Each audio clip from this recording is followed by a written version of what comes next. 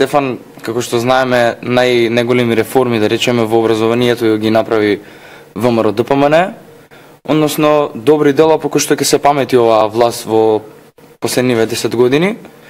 Како што знаеме, најактуелна тема беше екстерното тестирање, кое што одредени, па да речеме, средношколци, студенти, возрастни луѓе не ја сватија правата намена на екстерното тестирање.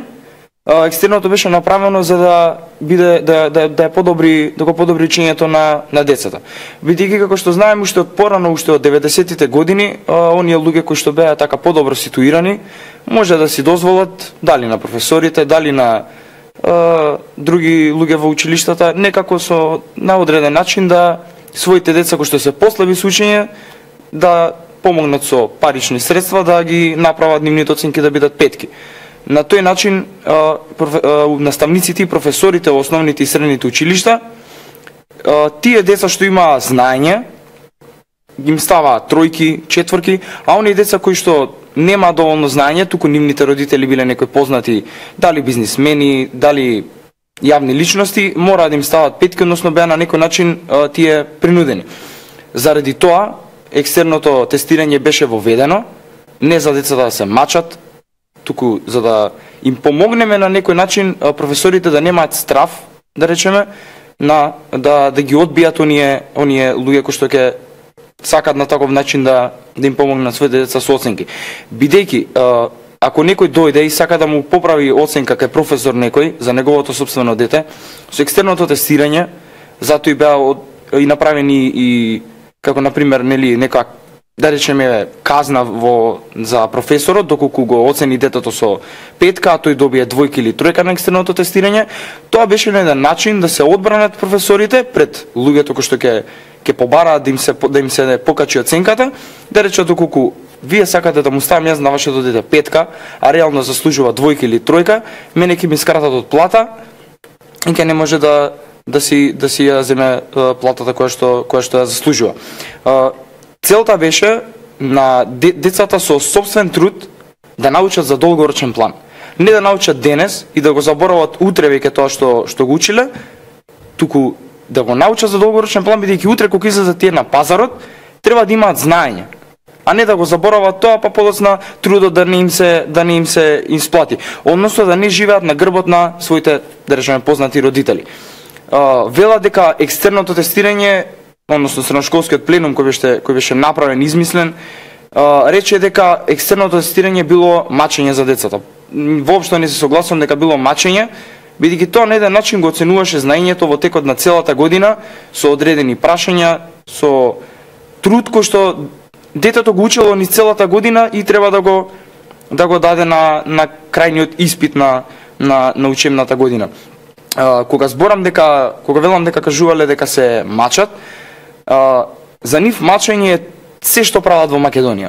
Они едноставно не мислат дека во странство е се подобро и дека дури ако одат на некој познат универзитет во Америка или било која друга држава, тие таму ќе учат, ќе направат свое знаење, ќе се осознаат се повеќе и повеќе, ќе дојдат со диплома тука, да, ќе имаат и свое знаење и добра диплома, ама таму додека тоа го учат, тоа не е мачење, тоа е успех, горди се на своите деца родителите, а тука додека учат во средните училишта, во факултетите, тоа за нив е мачење.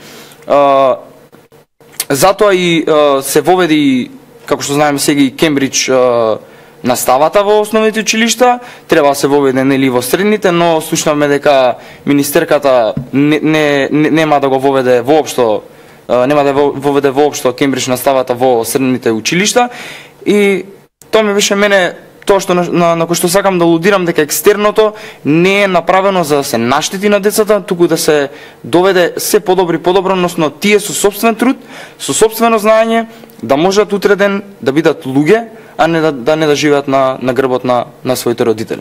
Ме интересира, затоа што ти го имаш поминато процесот на средно образование во текот кога се одржува овие екстерни тестови. Колку стресно беше за тебе да полагаш екстерен тест? Еве, да речеме, колку стресно во споредба со годишен тест по математика што си го правил? Сега знам, разговараме вака затоа што сум поминал јасни средно образование, сум добил и послаби и појаки оценки и секогаш кога ќе дојде тест малку се така стегнат пред настап. Ама како можеш да ги споредиш овие две тестирања, например, годишен тест по нешто и екстерно тестирање? До некоја глобала мислам дека и тие се скоро и слични, екстерно тестирање и годишен тест, бидејќи екстерното е за во текот на целата година. Што си научил, доколку ти знаеш дека си го совладал материјалот, нема што воопшто ти да имаш страв во тебе. Едноставно само ќе си го повториш тоа што си го учел и ќе отидеш на годишниот тест, односно на двосмислени прашањата, сака да ти наштетат прашањата? Не, туку требаше само да се прочита неколку пати едно прашање за да го разбереш, доколку ти не си научил, тоа нормално ќе ти биде тебе двосмислено прашање. Си беа конкретни прашањата, си имаа добри одговори и можеше да се одговори лесно и убаво. Со гледното дека си одговаравме на компјутери, беше електронски, преку проектот нели компјутер за секое дете, екстерното беше на компјутерите, наистина мислам дека според мене беше на еден да речеме лесен начин како да докажеш дека си го учел предметот низ целата година.